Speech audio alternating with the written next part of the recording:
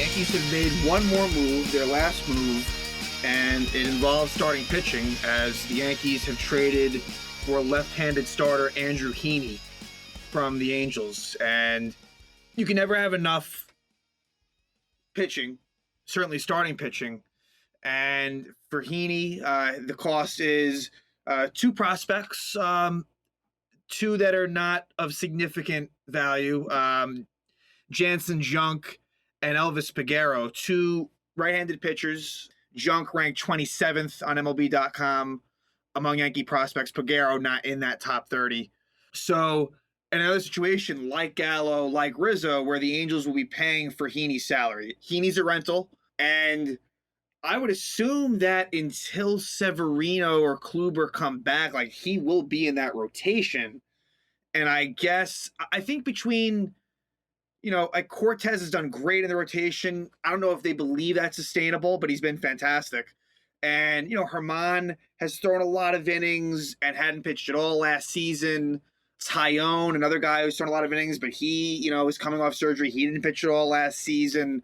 So I think they're kind of preparing for that. And again, you can never have enough depth. Left-hander is always good in Yankee Stadium. And he has really good strikeout stuff. Like the stuff has always been there for Heaney.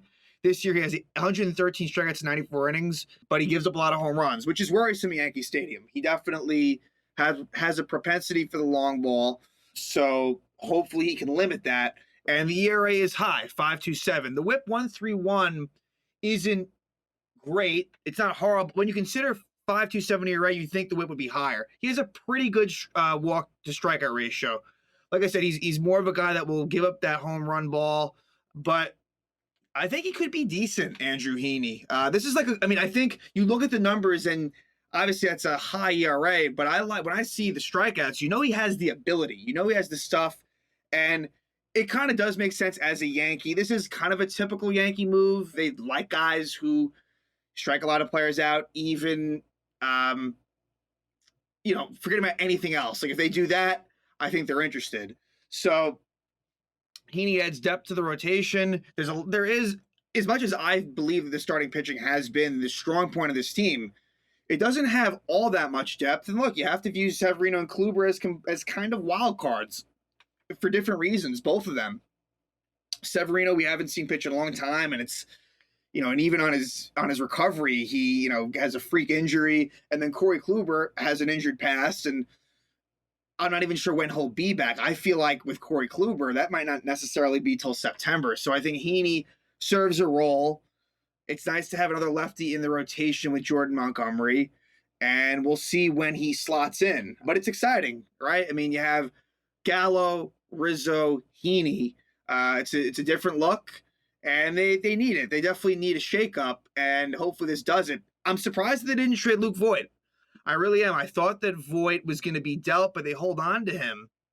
And, as far as that goes, I guess, again, injuries happen, so you never know. But I would suspect that he, is really kind of not in that regular lineup. I guess what you could do is, if Stanton somehow played left field, you could do a situation where Voit DHs and you move Judge or Gallo to center.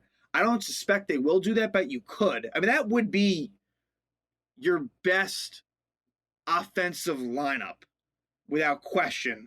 I mean, Stanton playing left, in the Voigt's, like in the Luke Voit sense of it, Stanton and left makes sense. But if Voigt's kind of not a factor, then Stanton being DH is kind of just as well. But I think you're more likely to see Gallo in left, and then in center would be Gardner, likely, on most nights.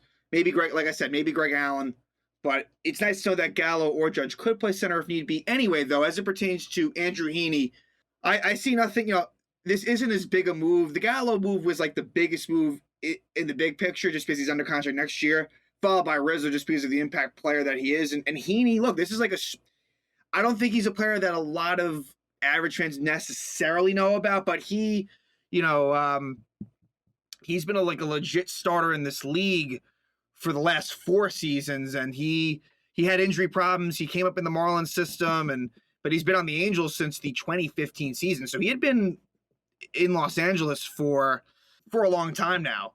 So it's interesting where Gallo was on Texas for a long time, Rizzo was on the Cubs for a long time, and Heaney with the Angels. So those were some core pieces there. And yeah, I'm excited to see how they do with 2 months to go. This will be a team to watch for, and it was a very exciting trade deadline. We saw a lot go down. One of the most exciting trade deadlines I can remember, which is good. In other sports, it doesn't. I mean, this is definitely the best. I think this is the best trade deadline of all leagues. Is definitely baseball, and it makes up for a free agency that is kind of all over the place. Over the place with baseball. It's not like that sort of opening window that you might see in other sports where it's just crazy flurries of activity. In baseball, it's kind of, there could be signings in December. There could be signings in major signings in February. You never know. So, but yeah, that's it. And like I said, if there were any questions about whether the Yankees were any buyers or sellers, I think we know the answer.